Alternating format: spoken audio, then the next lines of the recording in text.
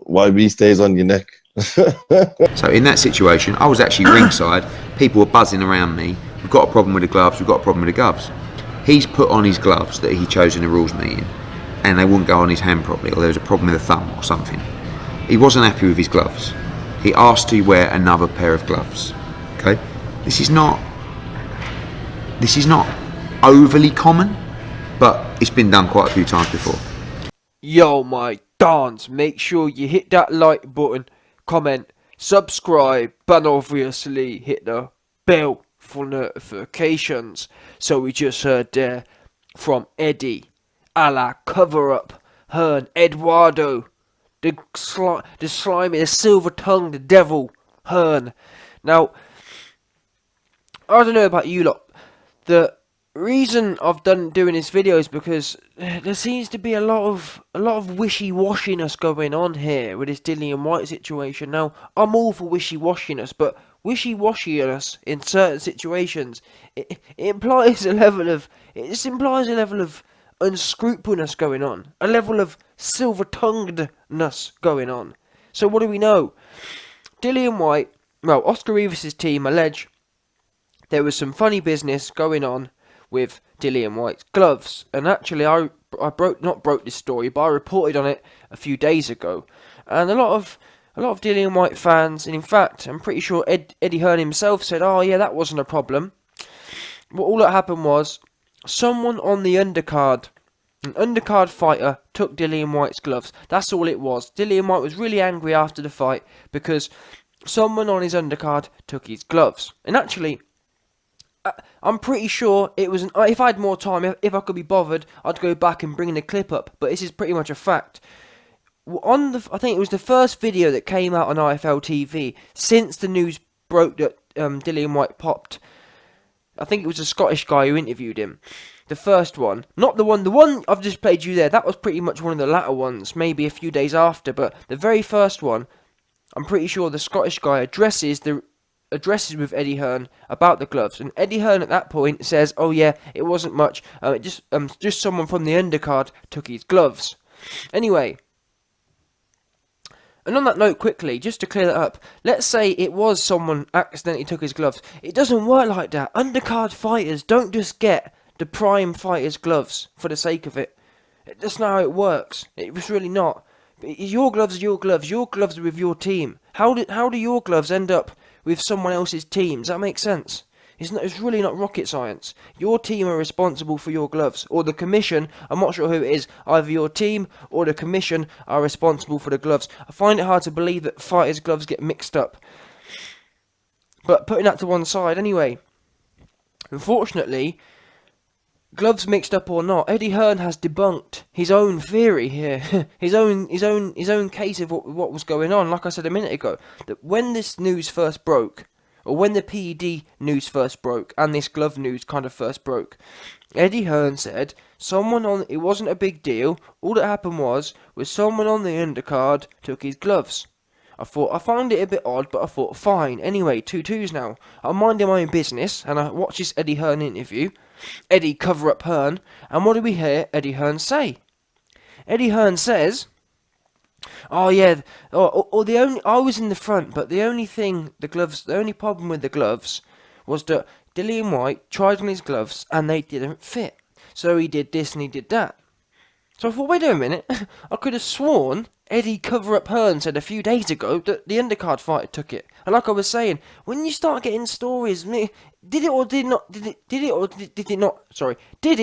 it not happen? Which one was it? Because a few days ago you was adamant it was only an undercard fighter. Now it's oh well, Dillian Whyte only his thumb couldn't fit in.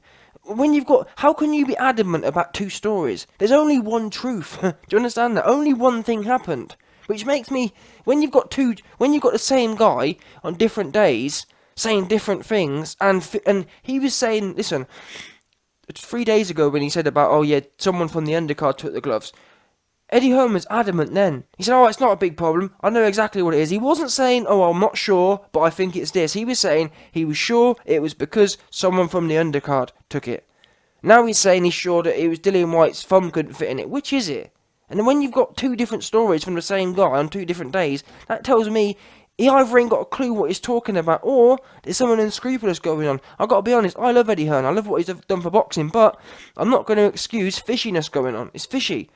It's pure fishiness. And he says, oh yeah, Rivas' team knew. Well, as I've explained myself in different videos, Rivas' team categorically have come out and said they've put a complaint in because Dillian Whyte did not allow them to see the gloves. And we know this is how processes work.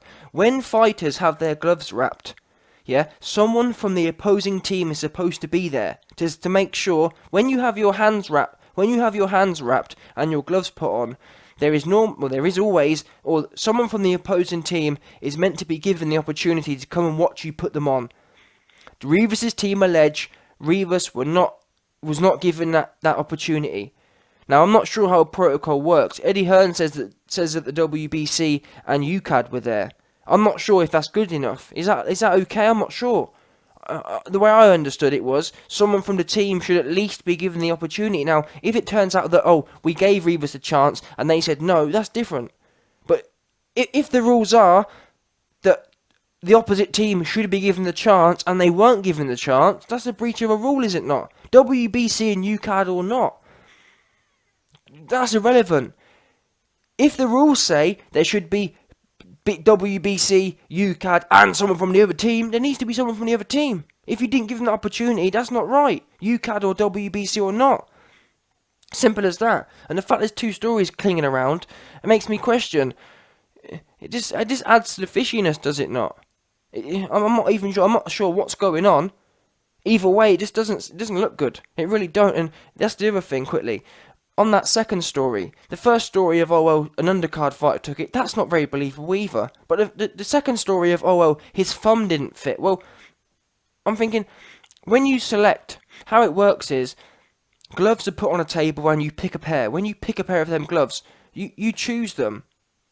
And you put them on and you try them on, that's the point. The whole reason you select gloves in front of the other team is so it's all kosher, and so you try them on. I remember watching a documentary on Nassim Hamed. And Nassim Hamed was a right diva. And Nassim Hamed, he went through all these gloves. There was about 50, 100 gloves on the table. And he put them all on. And he was saying, this one's a bit tight here. And this one's a bit tight there. And he was saying, I've flown my gloves in with goat hair in. And I've flown my gloves in with this rare hair and whatnot. He was making a proper scene out of it. And my point is, that's what you do. You get it right then. You don't get it right. You don't choose a pair of gloves and a backup pair of gloves, and then 20 minutes before you're about to walk out, when Rivas' team aren't there, you know what, I'm going to change my gloves, put them on quickly, tie them up, and run outside without giving the other team a chance. If you had a complaint, Dillian, you should have aired that at the time. How can you, if it didn't fit your thumb then, how could it fit your thumb now? Or whatever. And these gloves are pretty standard, meaning when you put the gloves on, you put the gloves on. A pair of a particular brand or a pair of a particular brand. Yes, there can be some variation, but in general, these days they're all done by. There's very few gloves are handmade. It's all pretty much structured stuff. It's all like it's all done by machines and computers. So they're all pretty much one for one clones of each other. So there may be slight deviations or differences, but in general, a pair of gloves is a pair of gloves. A pair of this brand of gloves is a pair of this brand of gloves. So how come the thumb didn't fit? You tried it on. And besides that, I'm sure that brand that you did choose was a brand you've worn before. And besides, that's the other thing. When you choose a pair of these gloves, you actually choose two pairs. So are you telling me the A pair that you tried on before suddenly didn't fit? And the B pair that you tried on also suddenly didn't fit? Come on, man. So the two pairs of gloves that you tried on in front of Rivas' team, suddenly, 2 days later, don't fit your thumb. Aren't comfortable. Come on. Even Eddie Hearn says here, he says, it's not very common this happens, but it has happened in the past. Yeah, it's just odd, man. Odd. And then you go and put on a third pair of gloves that Rivas' team have never seen. I wouldn't have a problem if he'd have picked a third pair of gloves and followed normal protocols. I.e., you know what, Rivas' team, the A and B pair which I picked 2 days ago, I don't really feel them. Would you mind I pick a third pair? And by the way, look, here's the third pair I want to pick. You can check them out now quickly. And also, here we go, I'm going to put them on now. Watch me wrap my hands and put them on. That's what he should have done. When you're going to break protocol, once again, you've got to have a bit of empathy here. You've got to treat people how you'd wish to be treated. You've got to think, you know what, I'm going to change the rules here, or I'm going to not breach the rules, but I'm going to, essentially breach the rules. If I want to, bearing in mind I picked the A and the B pair 2 days ago, if I want to break that code, if I want to break that normality, at least go out of your way to really make sure Rivas' team have at least been given every opportunity. Yeah? The minute you work out they're not fitting your hands, you know what? Tell someone in your team, go and get someone from Rivas' team quickly. I need to explain this to them. Give them the opportunity to at least witness that. Do you know what I'm trying to say? So at least then you can cover your ass. Because Dillian's got loads of people. Tell his brother. Dillian could have told his brother, Dean, I want you to go to Rivas' camp and tell them to bring someone over here so they can quickly inspect my gloves before I put them on. That's the kind thing to do. That's a nice thing to do. And it wasn't done on this occasion. The WBC and UCAD's not the point. It's really not. Oh, well, UCAD and WBC checked them out. Okay, I'm not even sure if that's the case, to be honest. But even if they did, it's not the point. And put it this way. Once again, Eddie and Dillian, would you be okay? I know for a fact Dillian wouldn't be happy to hear that Rivas has changed all of his gloves all of a second and turned down his A and B pair and suddenly picked a third pair and all of a sudden got them strapped up. I just don't feel that Dean Whyte or Dillian or Eddie would be happy with that. And rightly so, to be fair. And rightly so. Especially when we know fighters have got away with it before. Margarito loaded his gloves. And what do you know about that fight? That fight, I'm pretty sure UCAD and WBC verified them as well. Does that make sense? How did Margarito get away with loading his gloves up? There are regulatory overlaps and oversights. And that's why it's important to have a stakeholder like someone from Rivas' camp to check them. Because they have Rivas' health truly at mind. Someone in UCAD and someone in the WBC, they're not too bothered. It doesn't really make a scrap of difference to them if the gloves are loaded or not, really. So they're not going to be ultra keen. They're not going to be checking every nook and cranny. But someone from Rivas' team will, and that's why it's important to have that safeguard there, which was overlooked in this occasion. Anyway, let me know your thoughts. I want to know what you guys think about the two changing stories. And yeah, just start treating people how you'd like to be treated. Now, maybe it would be the case. Maybe Eddie Hearn's happy with all of this stuff going on behind his back, but I don't believe it. I'm sorry, I find it hard to believe that he'd be cool with all of these little situations going on without him knowing. If Rivas had failed a test, let's say a great example. I'm pretty sure Rivas is Brazilian, or Colombian, sorry.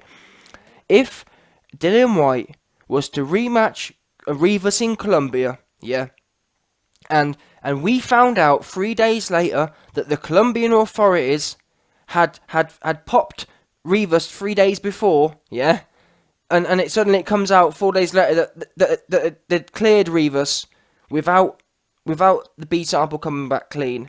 If he popped for something and 2 days later he's been cleared, you can bet I don't give a F what no one says. No one, including myself, I wouldn't believe it myself.